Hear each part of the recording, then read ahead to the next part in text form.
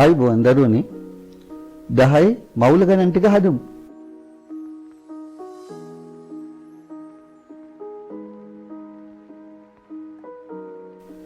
x kilogram 120යි. y kilogram 10යි. y වගේ x 12 ගුණයක් බරයි. x වගේ y 12න් පංගුවක් බරයි. එතකොට y ට සාපේක්ෂව x ගේ ස්කන්ධය 12යි. සාපේක්ෂ ස්කන්ධය 12යි. x ට සාපේක්ෂව y ගේ ස්කන්ධය 12න් 1යි.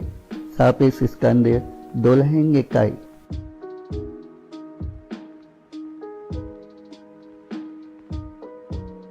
තවත් වස්තුවක් එක්ක සංසන්දනය කරලා ලබා ගන්න ස්කන්ධය සාපේක්ෂ ස්කන්ධය. හයිඩ්‍රජන් පරමාණුක ස්කන්ධය එකක් කියලා ගත්තාම කාබන් පරමාණුක ස්කන්ධය ඒ වගේ 12 ගුණයක්. ඒ හින්දා කාබන් වල සාපේක්ෂ ස්කන්ධය 12ක් කියලා ගන්න පුළුවන්.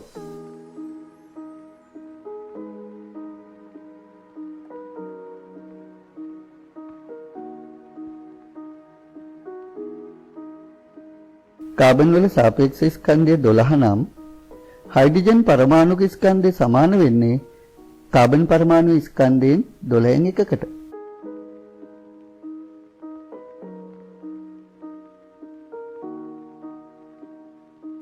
සාපේක්ෂ පරමාණුක ස්කන්ධය වහින සම්මත ඒකකය කාබන් 12 සමස්ථානිකයේ පරමාණුක ස්කන්ධයෙන් 12න් එකක්.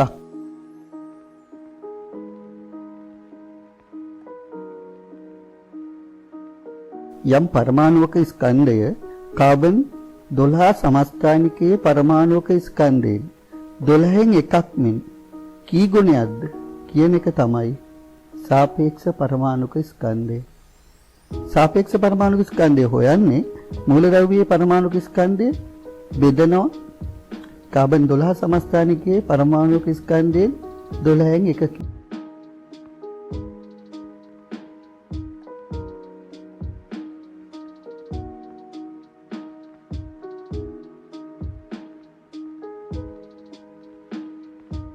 අණුවක ස්කන්ධය කාබන් 12 සමස්ථානිකයේ පරමාණු ස්කන්ධයෙන් 12 එකක් වගේ කී ගුණයක්ද කියන එක සාපේක්ෂ අණුක ස්කන්ධය.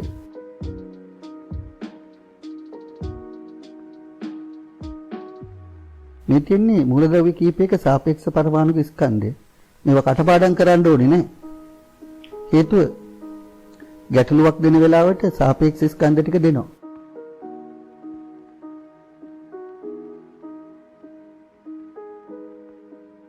සාපේක්ෂ අණුක ස්කන්ධය හොයන්නේ මෙහෙමයි. Magnesium oxide. මැග්නීසියම් පරමාණු 1යි 24යි. ඔක්සිජන් පරමාණු 1යි 16යි. 24යි 16යි එකතු කරපුවාම උත්තරේ 40යි. Sodium hydroxide. සෝඩියම් පරමාණු 1යි 23යි. ඔක්සිජන් පරමාණු 1යි 16යි. හයිඩ්‍රජන් පරමාණු 1යි 1යි 23 16 1 එකතු කරන්න උත්තරේ 40යි. සෝඩියම් හයිඩ්‍රොක්සයිඩ් වල අණුක ස්කන්ධය 40යි.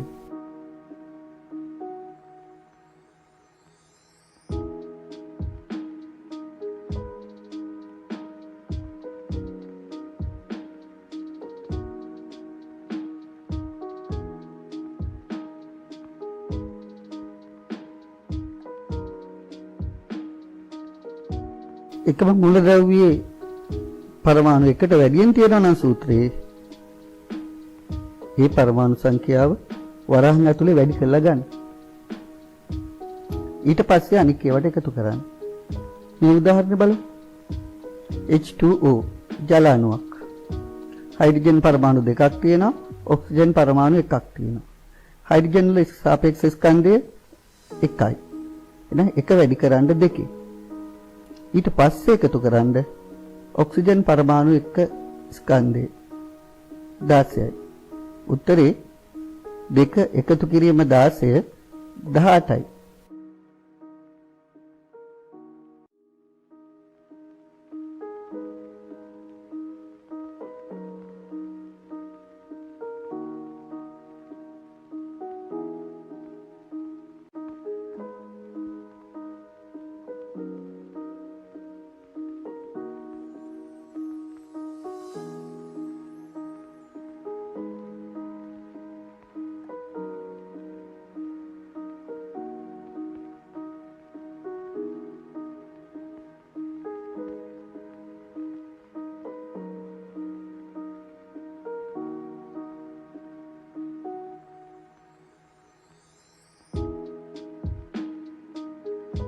Sodium sulphate. සෝඩියම් වල සාපේක්ෂ ස්කන්ධය 23යි, සල්ෆර් 32යි, ඔක්සිජන් 16යි. 23 දෙකෙන් වැඩි කරමු. එකතු කරන්න සල්ෆර් 32 එකතු කරන්න ඔක්සිජන් 4 16 4න් වැඩි කළා. 46 එකතු කිරීම 32 එකතු කිරීම 64. උත්තරේ 142යි.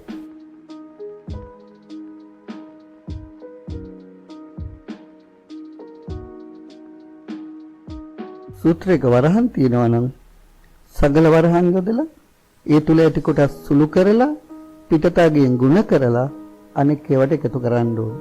මේක තේරුම් ගමු මේ ගැටලුවෙන්. Calcium hydroxide CaOH twice.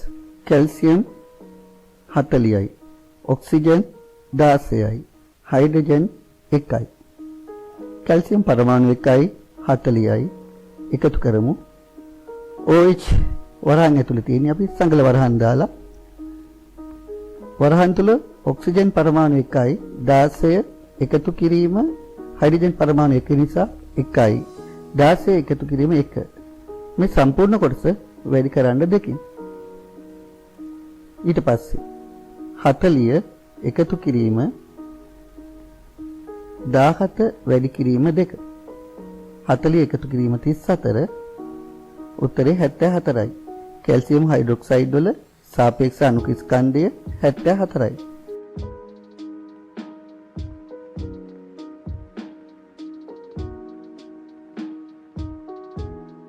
Aluminium 27යි, සල්ෆර් 32යි, ඔක්සිජන් 16යි. ඇලුමිනියම් පරමාණු දෙකක් 27 වැඩි කරන්න දෙකේ. එකතු කරන්න වරහන් තියෙන සංගල වරහන් දාලා සල්ෆර් පරමාණු 1යි 32යි ඒක එකතු කරන්න ඔක්සිජන් 4ක් 16 වරක් 4. මේ සම්පූර්ණ කොටස වැඩි කරන්න ඕනේ 3යි. ඊළඟ පේළිය 54 එකතු කිරීම 32 එකතු කිරීම 64 වැඩි කරන්න 3යි. 54 එකතු කරන්න ඕනේ 96 3න් වැඩි කරලා. 54 එකතු කිරීම 288. උත්තරේ 342යි. ඇලුමිනියම් සල්ෆේට් වල සාපේක්ෂ අණු ස්කන්ධය 342යි.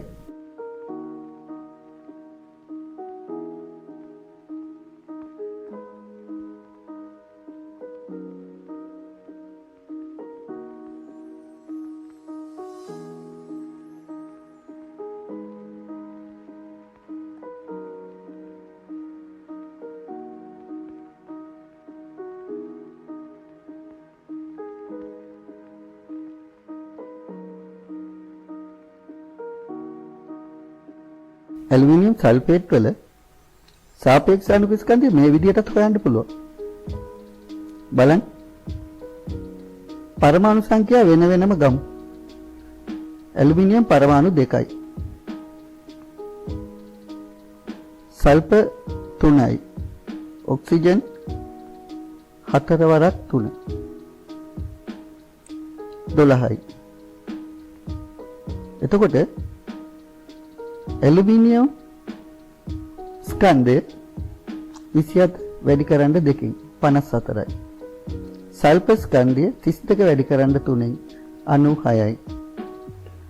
ඔක්සිජන් ස්කන්ධය 16 වැඩි කරන්න 12න් 192යි.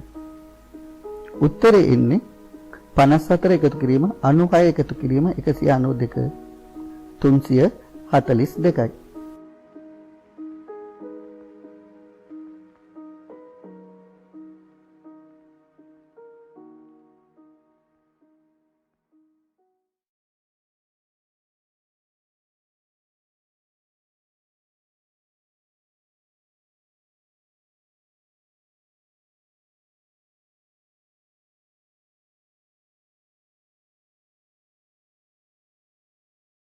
මේ තියෙන්නේ කිරලා ගත්ත ග්‍රෑම් 27ක ඇලුමිනියම් බට කෑල්ල. මේකේ ඇලුමිනියම් මවුල එකයි තියෙන්නේ. ඒ කියන්නේ ඇලුමිනියම් වල සාපේක්ෂ ස්කන්ධය ග්‍රෑම් 27යි. ග්‍රෑම් 27ක තියෙන මවුල ගාන 1යි.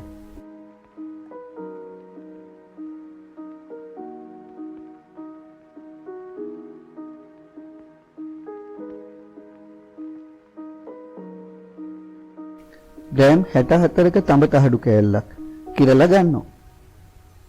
එතන තියෙන තඹ මවුල 1යි. තඹ කොප සාපේක්ෂ ස්කන්ධය 64යි. එහෙමනම් සාපේක්ෂ ස්කන්ධය ග්‍රෑම් වලින් ගත්තහම මවුල 1යි.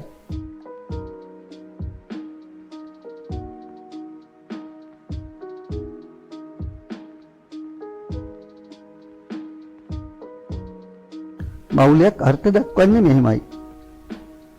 කාබන් 12 සමස්ථානිකයේ ග්‍රෑම් 12කට සමාන පරමාණු සංඛ්‍යාවකට සමාන පරමාණු අණු හෝ අයන අඩංගු පදාර්ථ ප්‍රමාණය එම ද්‍රව්‍යයේ මවුල එකකි.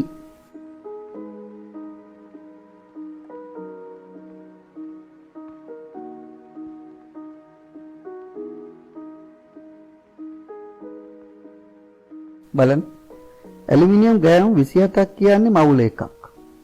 කොපර් ග්‍රෑම් 64ක් කියන්නේ මවුල එකක්. සල්ෆර් ග්‍රෑම් 32ක් කියන්නේ මවුල එකක්. කාබන් ග්‍රෑම් 12ක් කියන්නේ මවුල එකක්.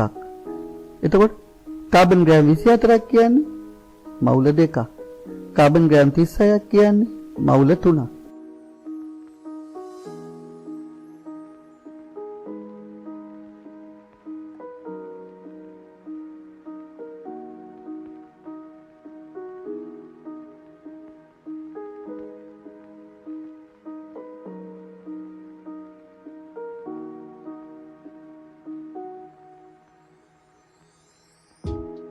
මවුල එකක ස්කන්ධය මෞලික ස්කන්ධය. මවුලයට ග්‍රෑම් වලින් තමයි මනින්නේ. උදාහරණයක් ඇලුමිනියම් මවුල එකක ස්කන්ධය ග්‍රෑම් 27යි. ඒ හින්දා ඇලුමිනියම් වල මෞලික ස්කන්ධය මවුලයට ග්‍රෑම් 27යි. සාපේක්ෂ ස්කන්ධය මවුලයට ග්‍රෑම් වලින් ගත්තහම මෞලික ස්කන්ධය.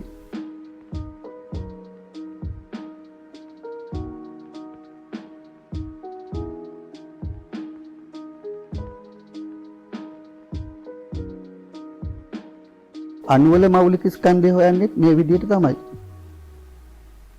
මුලින්ම සාපේක්ෂ අණුක ස්කන්ධය හොයා ගන්නවා. ඒක මවුලයට ග්‍රෑම් වලින් ගත්තාම මෞලික ස්කන්ධය. සෝඩියම් හයිඩ්‍රොක්සයිඩ් වල අණුක ස්කන්ධය 40යි. ඒ හින්දා සෝඩියම් හයිඩ්‍රොක්සයිඩ් වල මෞලික ස්කන්ධය මවුලයට ග්‍රෑම් 40යි.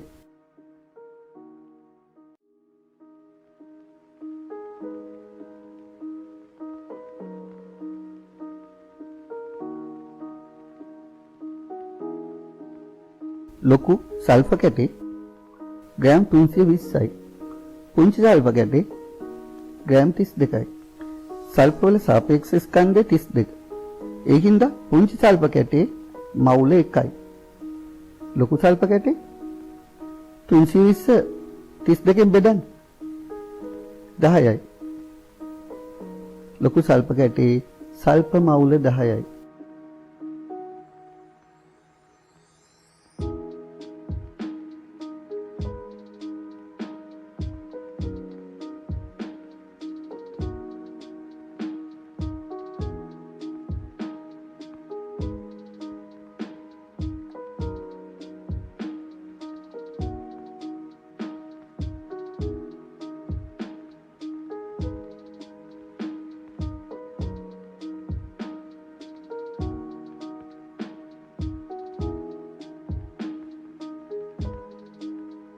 මවුල ගණන් හොයන ලේසිම ක්‍රමය මේ සූත්‍රය යොදා ගන්න එක.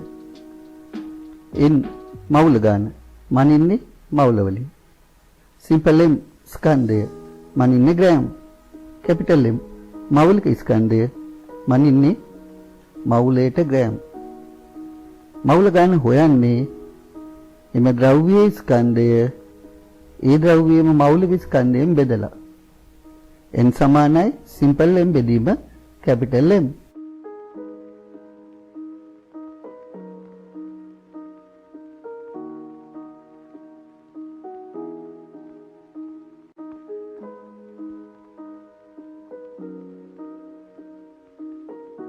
ස්කන්ධය මෞලික ස්කන්ධයෙන් බෙදලා මවුල ගාන හොයන්න පුළුවන්.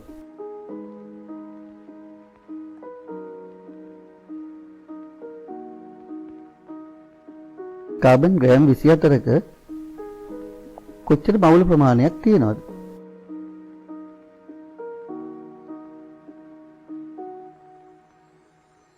මවුල ගාන හොයන්න තියෙන්නේ. ස්කන්ධය ග්‍රෑම් 24යි. මෞලික ස්කන්ධය මවුලයට ග්‍රෑම් 12යි. ස්කන්ධය මෞලික ස්කන්ධයෙන් බෙදමු. 24 12න් බෙදපුවාම උත්තරේ මවුල 2යි. කාබන් ග්‍රෑම් 24ක ඇති කාබන් මවුල ගාන 2යි.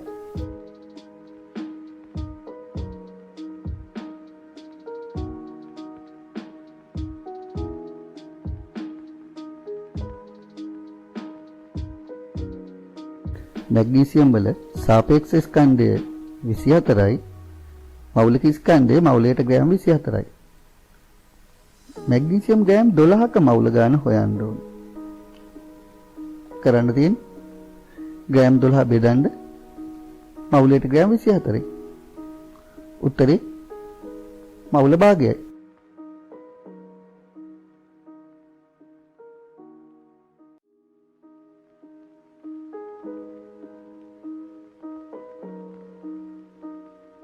අණුක ස්කන්ධය මෞලික ස්කන්ධයෙන් බෙදලා අණු මවුල ගාන හොයන්න.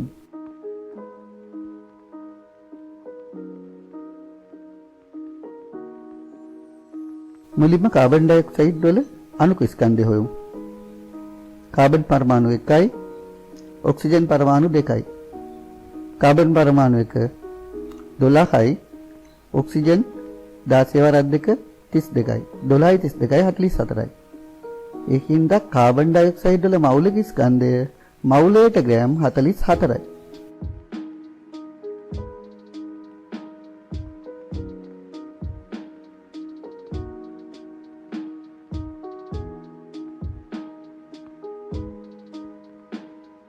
දැන් මවුල ගන්න හොයමු. ස්කන්ධය දීලා තියෙන්නේ ග්‍රෑම් 440යි. මෞලික ස්කන්ධය හොයාගත්තා මවුලයට ග්‍රෑම් 44යි. මවුල ගාන සමානයි ස්කන්ධය බෙදීම මෞලික ස්කන්ධය. ග්‍රෑම් 440 බෙදන්න 44යි. උත්තරේ 10යි. ඒකින්ද කාබන් ඩයොක්සයිඩ් ග්‍රෑම් 440ක මවුල ගාන මවුල 10යි.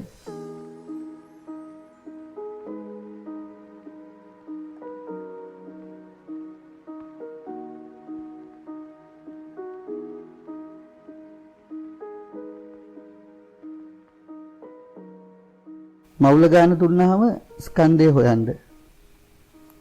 ස්කන්ධය හොයන්නේ මවුල ගාන මෞලික ස්කන්ධයෙන් වැඩි කරලා. බලන්න. කාබන් මවුල 5ක ස්කන්ධය හොයන්න ඕනේ.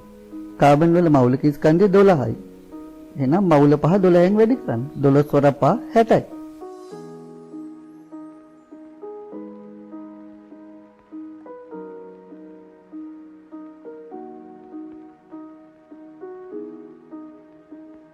ආපහු බලන්න. මවුල ගණන මවුල 5යි. ස්කන්ධය හොයන්න තියෙන්නේ. මෞලික ස්කන්ධයේ මවුලයට ග්‍රෑම් 12යි. මවුල ගාන සමානයි ස්කන්ධය බෙදීම මෞලික ස්කන්ධය. මෞලික ස්කන්ධය සමාන ලකුණෙන් ඉස්සරහට ගෙනියන්න. මවුල 5 වැඩි කරන්න 12යි. උත්තරේ ග්‍රෑම් 60යි.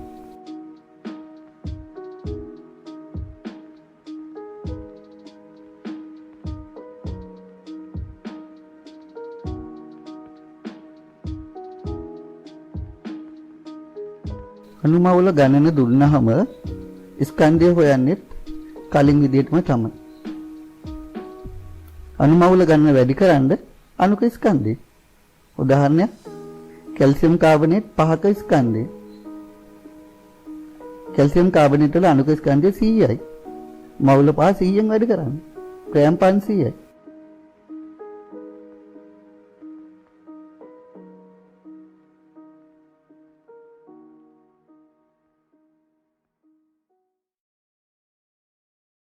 කැල්සියම් කාබනේට් වල අණුක ස්කන්ධය 100යි. ඒ හින්දා මෞලික ස්කන්ධය මෞලයට ග්‍රෑම් 100යි.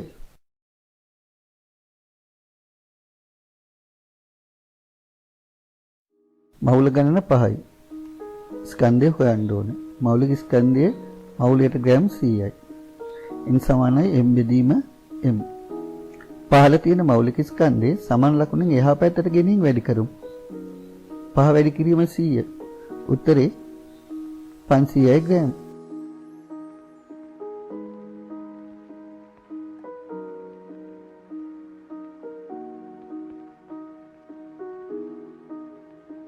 අලි වුණත් කූඹි වුණත් දුසිමක ඉන්නේ 12යි. ස්කන්ධය අදාළ වෙන්නේ නැහැ.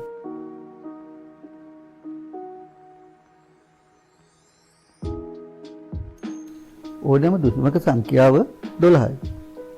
ඒ වගේම ඕනෑම පරමාණු මවුල එකක තියෙන පරමාණු සංඛ්‍යාව 6.02 වැඩි කිරීම 10 23 වෙනි බලයක්.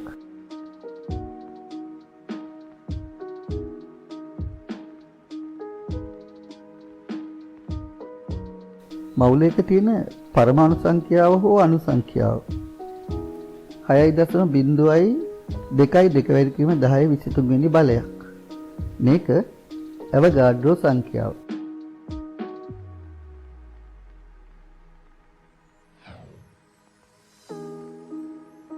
බලන්න ඇලුමිනියම් මවුලයක, කොපර් මවුලයක, කාබන් මවුලයක, සල්ෆර් මවුලයක මේ හැම එකේම තියෙන පරමාණු සංඛ්‍යාව 6.02 වැඩි කිරීම 10 23 වෙනි බලයක්.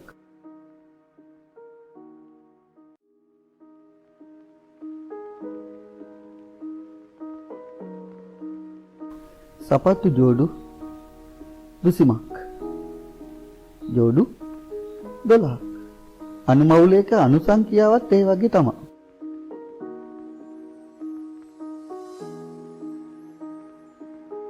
අණු මවුලයක අණු සංඛ්‍යාව ඇවගාඩ්‍රෝ සංඛ්‍යාව.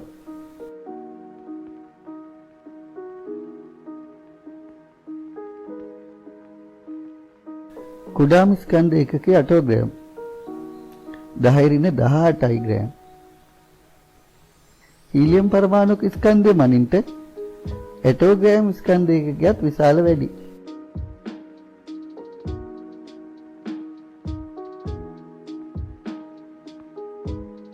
සංයෝග මවුලයක අඩංගු මූලද්‍රව්‍යවල මවුල සංඛ්‍යාව හොයන විදිය.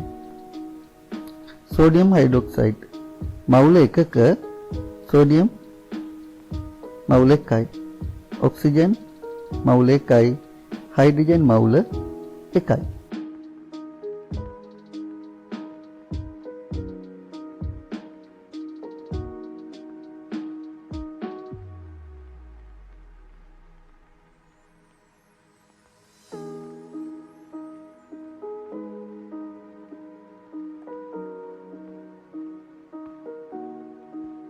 ඇලුමිනියම් සල්ෆේට් වල ඇලුමිනියම් මවුල 2යි.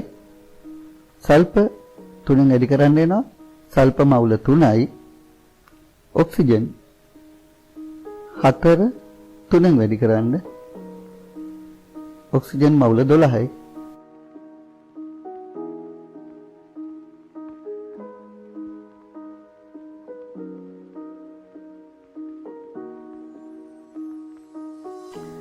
හැම ගානක්ම හොඳින් අවබෝධ කරගෙන පහළ තියෙන ලින්ක් එකෙන් ඔන්ලයින් ප්‍රශ්න පත්‍රය කරන්න.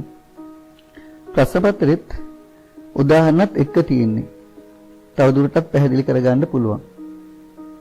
තාමත් channel එක subscribe කරලා නැත්නම් subscribe කරන්න.